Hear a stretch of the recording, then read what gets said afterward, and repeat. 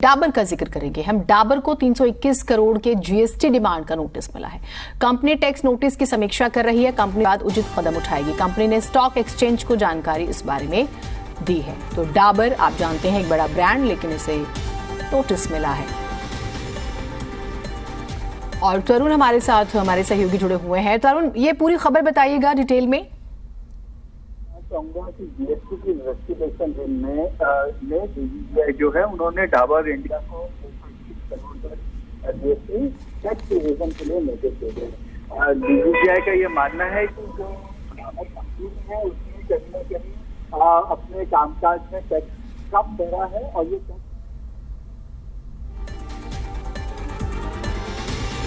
फिर से हम बात करने की कोशिश करेंगे। कंपनी इस बारे में समीक्षा करेगी और फिर कदम उठाएगी, लेकिन कंपनी ने इस बारे में स्टॉक एक्सचेंज को जानकारी दे दी है। डाबर कंपनी को 321 करोड़ के जीएसटी, जिसका हम जिक्र कर रहे हैं, इसका नोटिस मिला है जीएसटी डिमांड का। तरुण हमारे साथ एक बार फिर से जुड़ गए हैं। तरुण, इस नोटिस के बारे में बताइएगा, डिटेल में एक बार बताइएगा। बिल्कुल, मैं बताना चाहूंगा जीएसटी के जो इन्वेस्टिगेशन डिपार्टमेंट है डीजीजीआई गुड़गांव जोन ने डाबर इंडिया को 321 करोड़ का नोटिस भेजा है। ये नोटिस जो है वो टैक्स चोरी के लिए भेजा गया है कि कंपनी ने कहीं ना कहीं अपने प्रोडक्ट पे कम टैक्स जमा करवाया है, या ये कहें कि जो इनपुट टैक्स क्रेडिट है वो ज्यादा ले लिया है और जो उनकी टैक्स लायबिलिटी बनती थी वो उन्होंने कम जमा कराई है। इसी वजह से डीजीजीआई ने 320 करोड़ का उनको इंटीमेशन लेटर भेजा है कि आपको ये पैसा जमा कराना होगा।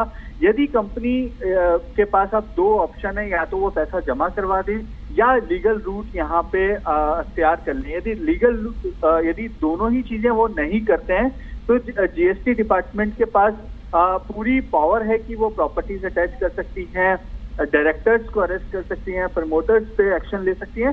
तो ये एक प्रोविजन जीएसटी डिपार्टमेंट के पास जरूर है, लेकिन मोस्टली कंपनीज जो होती हैं वो इस तरीके के नोटिस को कोर्ट में चैलेंज कर देती हैं, या यदि उनको लगता है कि ये हमारी लायबिलिटी बनती है तो वो सीधे तौर पे यहाँ पे पैसा जमा करवा देती है। लेकिन इस केस के अंदर हमें ऐसा लग रहा है कि कंपनी यहाँ पे पैसा जमा करवाने के मूड में नहीं है, क्योंकि जब इंटीमेशन लेटर की स्टेज तभी पहुंच पाती है जब आपसे ऑलरेडी जीएसटी डिपार्टमेंट आपसे कोऑर्डिनेट कर रहा था, आपसे इन्वेस्टिगेट कर रहा था, आपसे पूछा गया था कि आपने ये क्यों नहीं भरा, और उसके बाद आपने जब ये नोटिस इशू उन्होंने कर दिया है तो अब ये साफ है कि कंपनी के पास अब दो ही रास्ते यहाँ पे सामने रह जाते हैं, या तो पैसा जमा करवाएं या लीगल रूट यहाँ पे अख्तियार करें।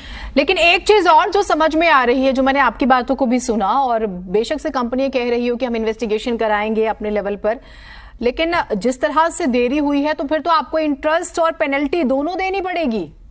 बिल्कुल, आप बिल्कुल सही कह रही हैं। जो 321 करोड़ का जो अमाउंट है उसमें इंटरेस्ट और पेनल्टी दोनों जुड़कर ये अमाउंट कंपनी को इंटीमेशन लेटर में भेजा गया है। तो ये जो अब यदि कंपनी ने शुरुआत में पैसे भरे होते, मतलब जीएसटी को प्रॉपरली यदि डिडक्ट किया होता तो ये नौबत नहीं आती, 160 करोड़ के आसपास का ये वैल्यू बनती। लेकिन अब क्योंकि इंटरेस्ट और पेनल्टी दोनों है तो इस वजह से ये 321 करोड़ का मामला पूरा बनता हुआ दिखाई दे रहा है। ठीक है तरुण, बहुत शुक्रिया आपका तमाम जानकारियों के लिए। कंपनी अब किस तरह से इसे लेगी, क्योंकि वो कह रही है कि वो इन्वेस्टिगेट करेगी, इस मामले पर समीक्षा होगी और उसके बाद फैसला लिया जाएगा कि ये पैसे भरे जाएं या फिर कोई लीगल बैटल जो है आगे लड़ी जाए।